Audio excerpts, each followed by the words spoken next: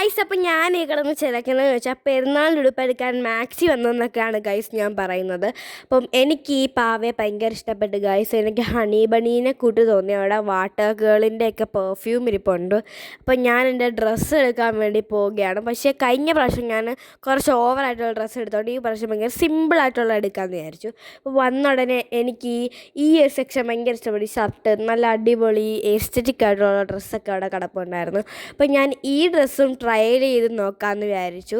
അപ്പം ട്രയൽ ചെയ്യാൻ നോക്കുന്ന വഴിയിൽ ഇഷ്ടംപോലെ കുർത്തീസ് കിടപ്പുണ്ട്. അതും ഞങ്ങൾ നോക്കിയിട്ട് കുറച്ച് മിറർ വീഡിയോസൊക്കെ എടുത്തിട്ട് എൻ്റെ ഹൈറ്റ് നോക്കാൻ പോയി ഗൈസ്.